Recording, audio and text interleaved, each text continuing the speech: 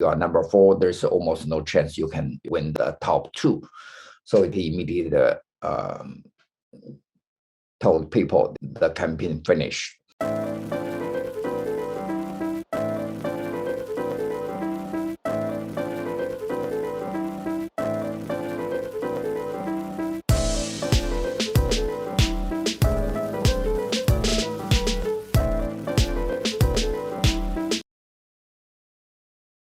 Hello and welcome to the Asian American Forward podcast.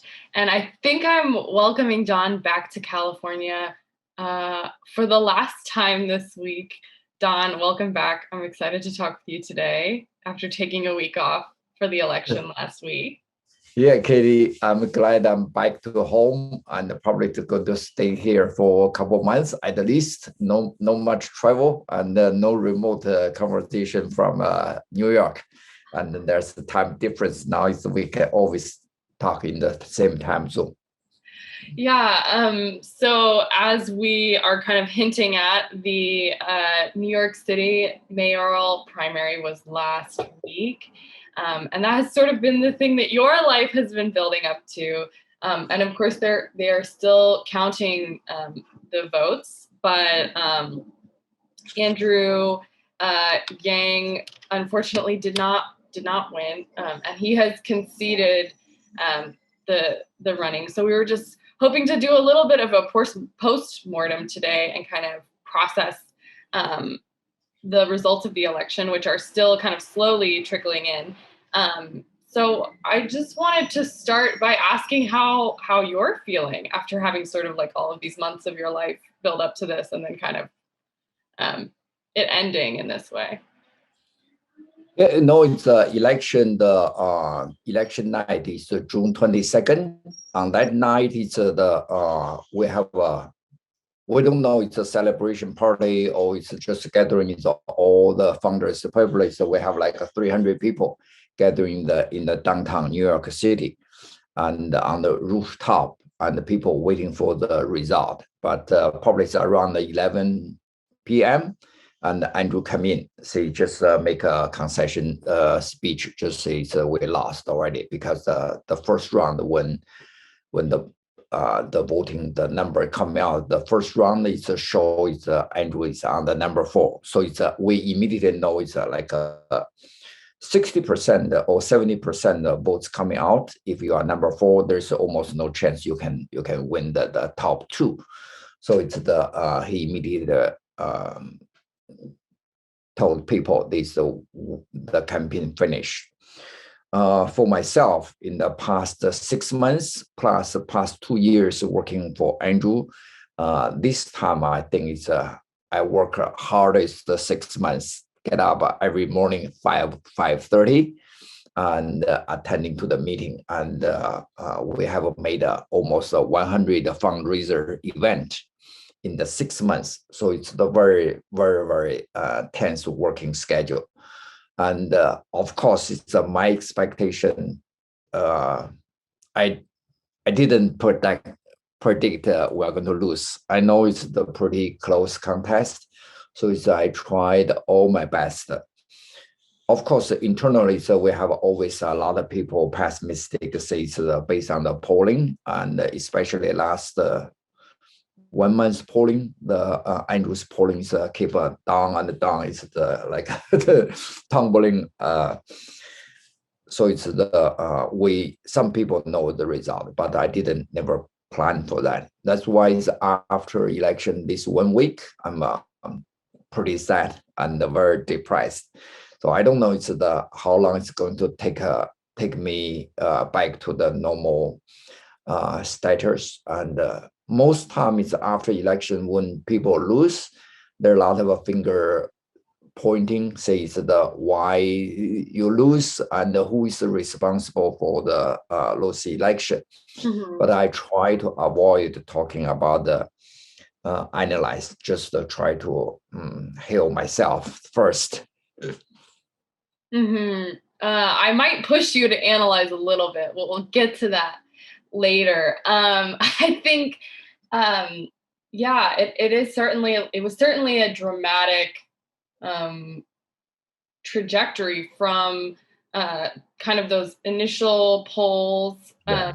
when Andrew announced where he was like easily polling as the leader, and to now being the first person to concede. Yeah. Or yeah. So, but I'm wondering like what kind of your thought process was on election day, because you're a fundraiser. So I don't know, like, what do you do on that day? And then as results are coming in and it's kind of clearly not going in your direction, what is that like? For the election night, actually, so I planned for the election night celebration party for over 1 month already. Mhm. Originally, so I booked the venue on the Hudson River on the South Ferry, and next there have a 2 stories restaurant called The Wheel. The Wheel is the behind it, just the Mhm. Statue of Liberty. So it's the I rent that one. It's I didn't pay the deposit yet, but I went there twice. Says this is the best venue for the, if Andrew win, this is going to be the best venue with the background, the Statue of Liberty, because he's a son of immigrant. And but after all the scheduling internally, so we do have some other campaign team. They booked the other hotel already in the downtown. So it's that I canceled that venue and go to the. We went to the other hotel in downtown, pretty close to Andrew's apartment. That's the around the 42nd Street. That's the election the night schedule. But for myself, I probably end my fundraising function around like 20 days. Yeah, 10 days before the election night, because all the fundraisings, we have enough money. So it's that I turn myself immediately go to the field team. So we call field team is just go to the knocking the door, send a poster, organize the volunteers, leaders. Mhm. Because it's it's my background is working in the Chinese community. So it's all the Chinatown, all Chinese posters and leadership volunteers that I all get involved and start working around in the field office. That's the 10 days. It's a very, very intensive. It's much, much different than working in the fundraising. Fundraising, I just call rich people, make parties, but the field work, you have to go to everywhere. And the New York is pretty hot already. So it's when you're walking on the street, the subway, everywhere you go to the Chinatown. I never see the Chinatown. That's the honestly, I really don't like it. It's so messy. There's the street. There's both sides have all the vendors and the booths. And the road is a very very street is very narrow. Mm. So, but that's the probably the sense I feel we may have some trouble is after I went to the field team, Hmm. because it's internally I feel disorganized, and the resource allocation is not based on the strategic data model. It's probably some more based on some relationship. That's caused me some a little bit of concern. But I don't know if my judgment is right or wrong. But when I attend the volunteers meeting, I didn't see many volunteers show up. It's if I run city council in Cupertino or it's any other cities, if you have volunteer meeting, I assume it's 100 people, 200 people going to show up. Even for myself, at least I have 10 volunteers to run a small city council's campaign every time. The volunteer going to show up 10, 20, 50, and they are going to knock in the door. But for Andrew's volunteers meeting, which is so maybe 5, 6, Wow. that's really scare me. I said, oh my God, our ground troop doesn't show up on the volunteers meeting daily update. I get up at 5:30, but there's not many volunteers.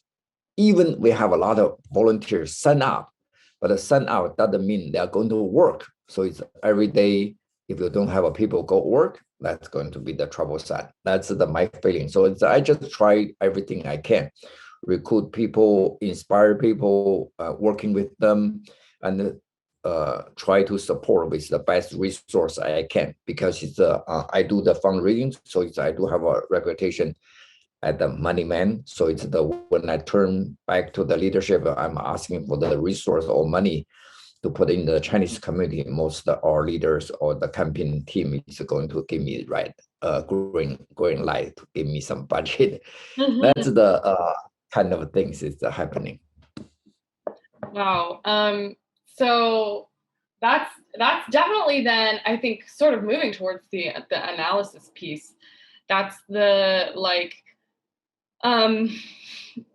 perhaps some of the reason is polling can be high based on name recognition, but if you can't get people to physically go out and vote, you can't win. And so I'm wondering also, if you feel any sense of relief though with it just being over, and sort of, I would imagine you would have had a really frantic last week if Andrew had won, but you've been at home, just traveled home, and I don't know what you've been up to this week, but I'm imagining you've had a lot of time to think. So what's that been like, kind of coming down from this really adrenaline-filled period? Of course, at this moment in the past week, I always thinking why we lost. So you can ask a question. I'm going to give you whatever the reasons I think. But in terms of the feeling is honestly, I just feel entirely emptiness at this moment.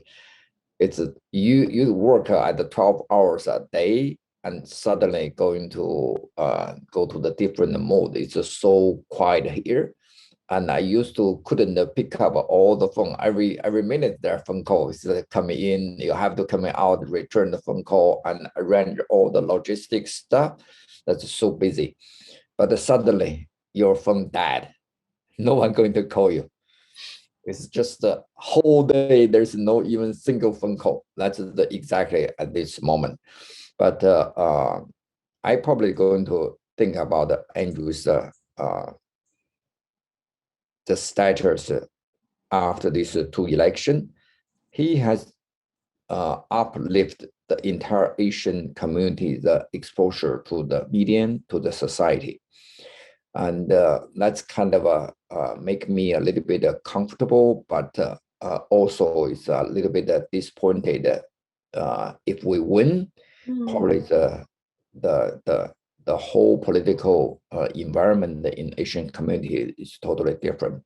But after loss, so I think we just as I mentioned, I feel I'm reading about Camus, the myth of the Sisyphus. So he just keep rolling the stone up to the hill, and when get to the hill, the stone coming back, and you have to push the stone back to the mountain top again and again. So my feeling is I just rolling too big a stone to the top and rolling back. So it's whether I can still hold myself and recollect my energy to push the stone up to the hill again. So that's kind of so far is my feeling, but I don't know exactly where we are going to go to. So I'm looking for pragmatically where the all Chinese community, Asian community next step, and what's the goal is for myself and for entire community, and what's the role Andrew can play around, and also it's myself. Mm-hmm. Why do you think he lost? Then I'll just ask the question directly. Okay, yeah. So I think we cannot say it's a campaign team fault. We cannot say it's Andrew's fault. We cannot say it's the total political environment fault, or it's the American cultures. It's the whole big picture background is the anti-Asian violence. That's not only a single issue, that's the cross country everywhere. So it's the potentially people maybe have some sense China virus and Andrew is a Chinese, so it's the people some kind of a very subtle. They have this kind of background. So after that one is the first polling, and always before we jump into the campaign, the polling is Andrew's name recognition is very, very high. But the name recognition of people like him is totally different. The people going to vote for you. That's the exactly you mentioned at the beginning of this episode. So it's when Andrew get into the real compete, this is totally different than the presidential campaign. Presidential campaign just go everywhere, just deliver a sample speech, and people like you. And then you got a name recognition, national media going to focus on this one. But New York is a local election. Local election at the very beginning is, I say, if Andrew want to win, the only thing is not the media, not the policy, and not the name recognition, but ground troop. You have to working with Democratic Party's club, you have to working with the union, you have to working with Asian community, because the Asian community will be the number one voting bloc. They 100% they're going to vote for you. But the reality is we pay some attention to Asian community, but not very solid. So there's no ground troop to support this theories or its assumption or strategy. And we put too much attention on policy to design like a 100 or 200 policy. Every day so we have a one policy coming out. Say so we're going to make a New York like this, New York. But the New York City is that they trust people based on their experience, not based on their vision. So that's the totally different from presidential election. The second thing is at the very beginning, the polling say New York like people to have a more management experience. That's the very, very early, the polling. That's caused me a little bit scary. Say it's all the other candidates, they've been working in the New York City for 10, 20, 30 years. Andrew is not only the one of two outsider, the other one is Raymond McQuarrie. So that's the problem. And the tumble of the polling is a start from a couple of things. One is a New Yorker Post that have a cartoon says that Andrew is a tourist that coming out from a Times Square subway. I don't know whether you pay attention to that. That is the cartoonist, and then it's the we protested already because Andrew has been living in New York 25 years, and then it's but the question is, the people ask Andrew which subway you like, station you like. Yeah, he mentioned the Times Square. Oh, you know the Times Square is. I have been every day there, up and down. Times Square is the subways, the lousy, the dirty, the small. Yeah, I was gonna say I'm not from New York, but like Times Square is easily my least favorite. Yeah.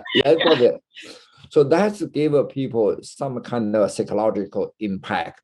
See, the Andrew is really outsider. That's the problem. And also at the very beginning, I do think it's based on my experience on the council's meeting, on the planning commission's meeting, I think it's every local council meeting you should attend. You know some basic rule and procedure. And when the debate and some foreign people ask very simple question about the meeting or the code, Andrew didn't know it. So that's caused me people some little bit of trouble. So it's plus I think the biggest not fault, just the reason or the people use it to attack Andrew is he never voted in the past for New York mayoral election. So that's the cost people. If yourself never vote, how you expect other people vote for you? Yeah. We, from PR point or damage control point, we never overcome this hurdle.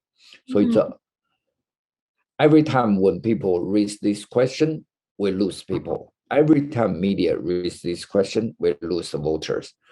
So that's the kind of a issue. Plus, remember the Israel and the Palestine, the conflict. He jumped in and do you really think that had a big effect? Oh yeah. Huh. We do, especially we lost a lot of Asian young people voters, and most the young Asian voters used to be the diehard support for Andrew, but after this speech, they shift away. And I got a lot of phone call or it's an email says, please refund my money I donate to Andrew, but I don't believe him going to represent our generation or it's our political view. So that's kind of a problem too. And of course, the whole media since day one, Andrew announced his candidacy, almost all media attack him every day. So that's the another reason. Of course, internally, I take some responsibility as well. It's I do focus on my own fundraising. Didn't speak out too much. I think it's I just keep an Asian low profile, humble.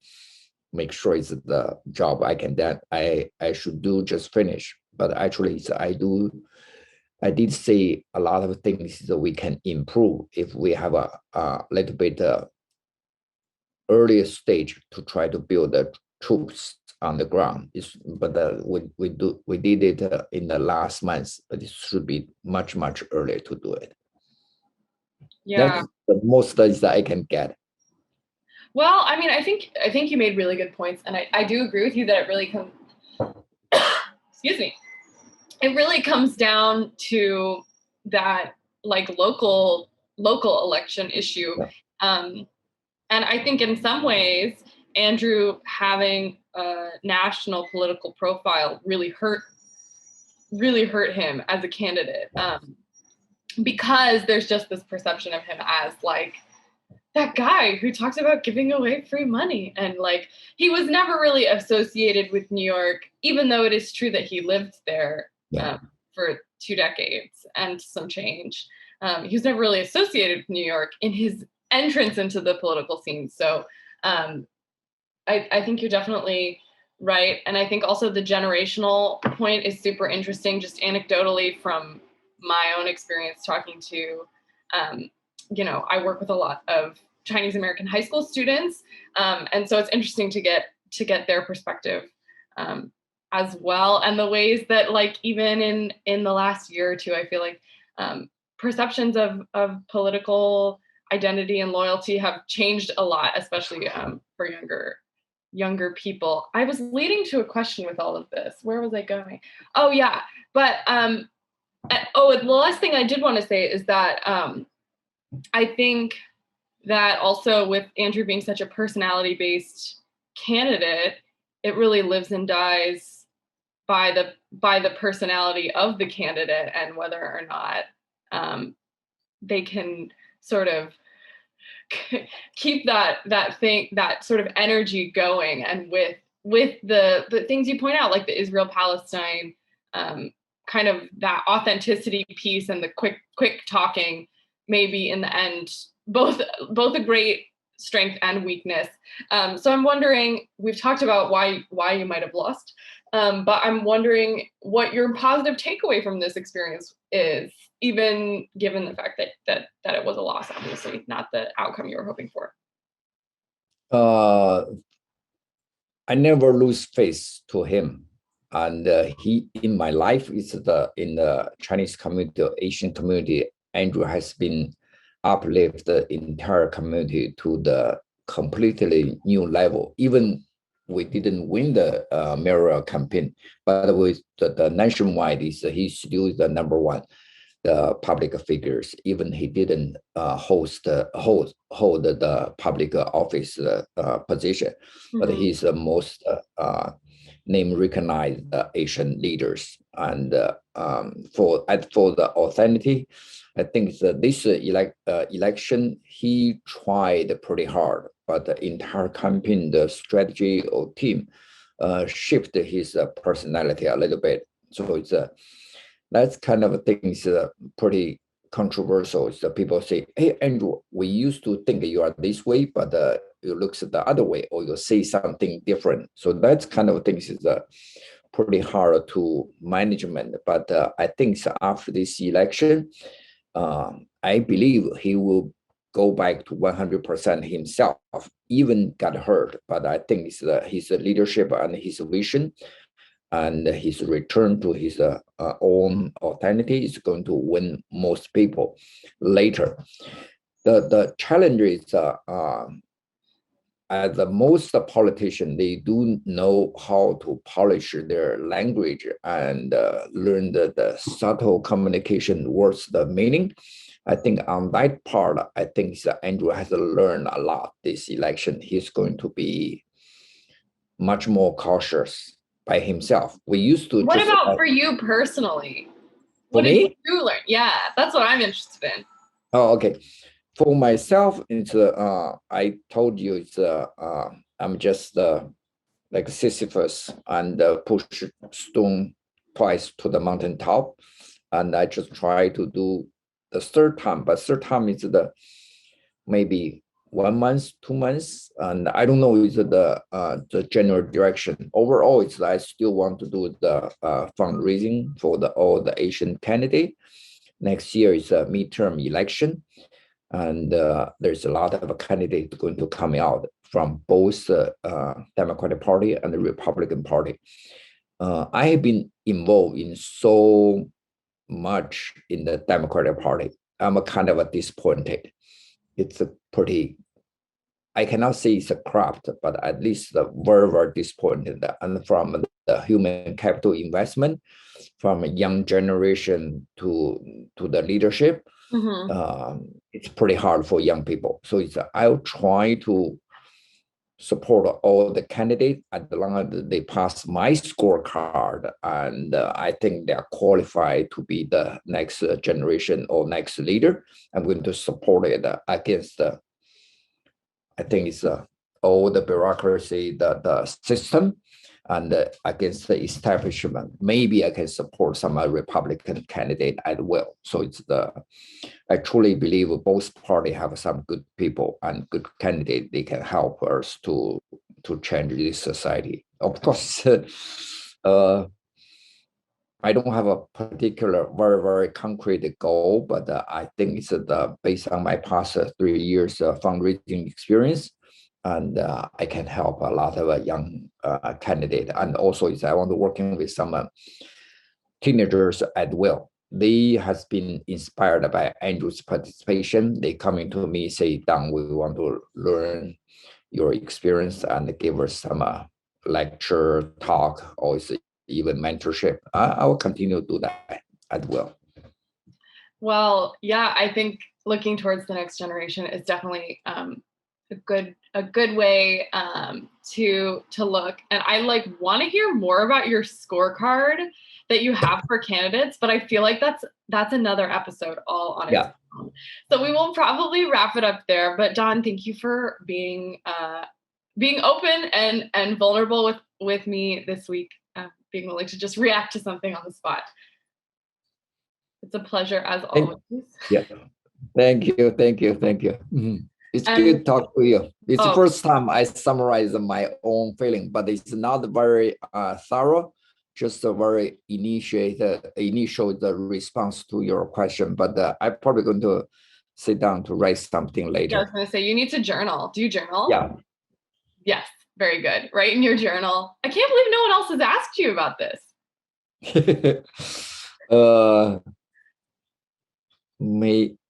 Did you ask me?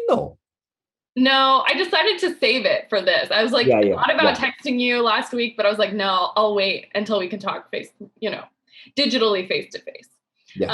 But thank you. And we Thank you. will wrap it up there for this week. My name is Katie Simpson. Our podcast is sponsored by Asian American Forward. You can visit our website at www.asianamericanforward.com. If you enjoyed the show this week or have a topic you'd like to hear us discuss on a future episode, send us your comments at info@asianamericanforward.com. We would love to hear from you. You can also find us on Facebook and hear more from more of our conversations on our YouTube channel. If you're a fan of the